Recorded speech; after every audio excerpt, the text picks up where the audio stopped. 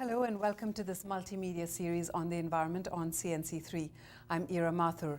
This week we're talking bottle recycling. But first, here are some of your comments in the wake of the flooding disaster we recently experienced, sent to cleaning up the mess at guardian.co.tt. Grant Adams from Kansas, who's been following our series on the internet, offers some solutions for flooding, which I quote to you, alongside photos sent in from Kavita Kisoon of Kuva, as well as some of CNC3's video.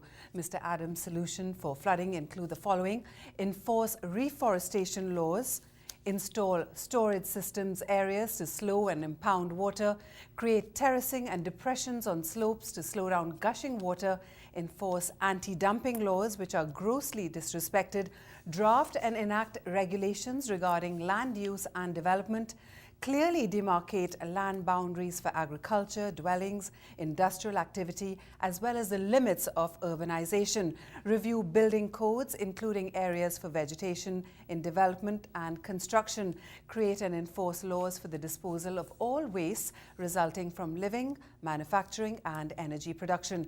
This requires a regular and professional collection of garbage and recycling, even if there's a monthly charge to citizens and companies. And finally, create a vibrant group of environment officers dedicated to education, advising, and guiding citizens on environmental laws and charged with policing the environment. All excellent ideas. We thank him. Grant concludes that Trini's disrespect for the environment means that these solutions may have to be forced down the throats of many people. It takes courage and strong will to serve the people properly and fairly. Well said. As this week's Guardian guest columnist Gadjadhar from Carib Glass put it, someone's garbage is someone's treasure. When we began this series, we had no idea that glass had been recycled in Trinidad since the 1940s. If you've been following us, you know that by now that some 50 million plastic bottles find their way into our dumps every month, and 10 million glass bottles. This could be our treasure. Instead, it's becoming an embarrassment and a health and environmental hazard. Currently, all our waste goes into our overflowing landfill sites at Beetham, Forest Park, Arima, and Studley Park in Tobago. The landfill sites are filled to capacity despite the continued bulldozing of waste. There's no waste separation except for a few citizens' communities, housing developments, hotels, and companies who separate. Glass container recycling is a valuable recyclable material, and glass containers are 100% recyclable. Carib Glass was the first company in Trinidad and Tobago to receive the EMA's water pollution permit. The company has developed an extensive bottle recycling program. My guests today are Roger Mew, the managing director of Carib Glass, and Dave Gadjadhar, the logistics manager of Carib Glass also. Gentlemen, welcome to the show. Thank you very much. Roger, let me start off with you. When did Carib Glass get involved in recycling, and why? Well, we have been involved in recycling since the inception of Carib Glass.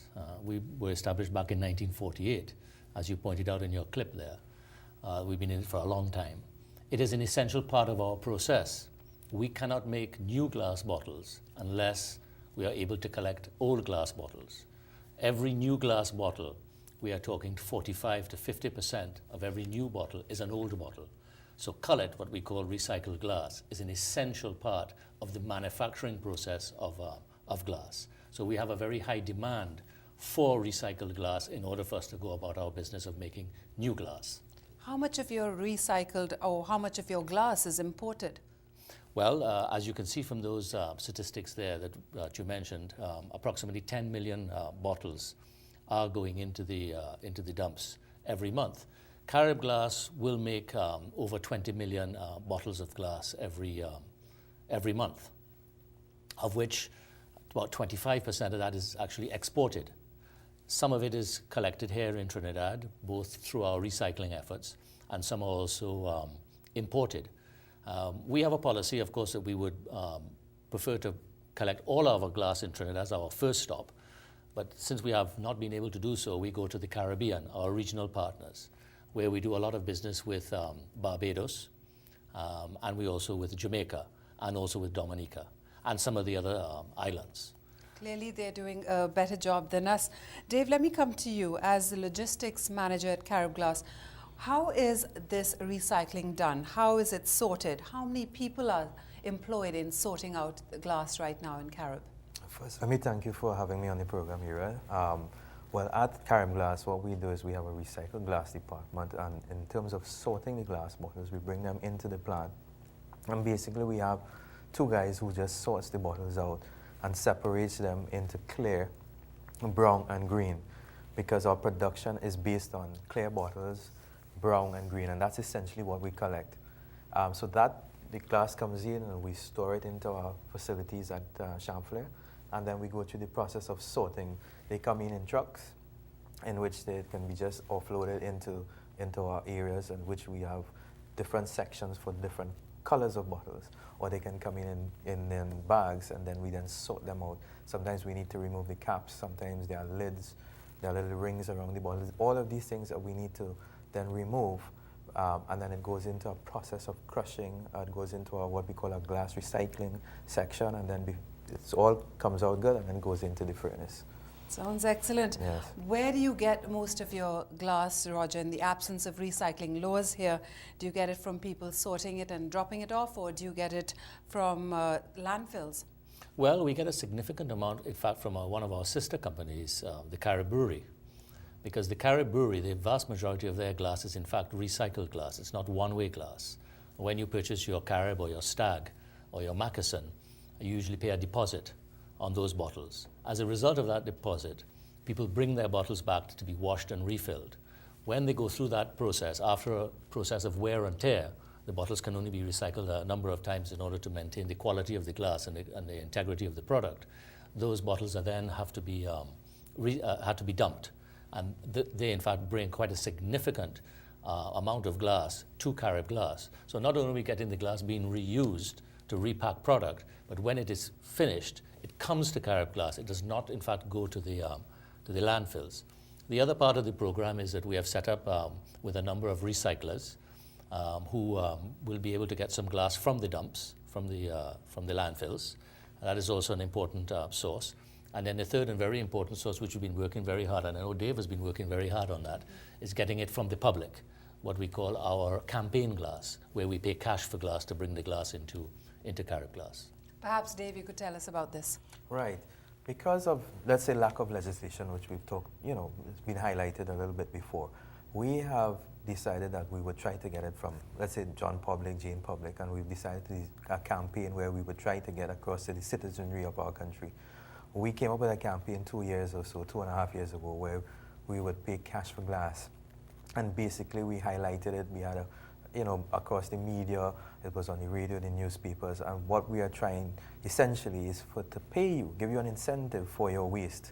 So whereas you're destroying it away before, we're going to say, okay, save your glass bottles, and we'll pay you a cash for it. What we will do, you can bring it into Carib Glass, and we make it so easy for you is that we can come and get it at your household. In other words, then we come into your place and we collect your bottles and we bring it away and bring it into Carib Glass. And it's basically a cash for glass campaign where we're encouraging everybody to get involved with this campaign. Save your waste at your homes, you go to the beaches or whatever, you save your bottles and we will take it away and pay you something for it. We have seen it working in terms of schools, in terms of NGOs who can use it as a form of getting some revenue for whatever projects they have. And we've found that a lot of, a school in Diego Martin, for example, has to go to England this year for their pan site, and they decided to get involved. They saw the ad, and they contacted us and said, how can we get involved? And around Carnival time, they went around and they collected bottles, and they got a fair amount, and they're on their way, as far as I know, this August.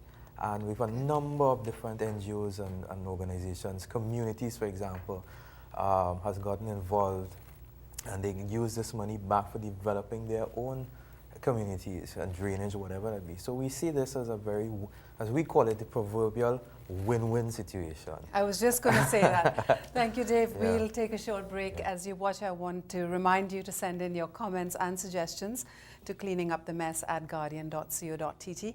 This is an environmental special on CNC3. We'll be right back.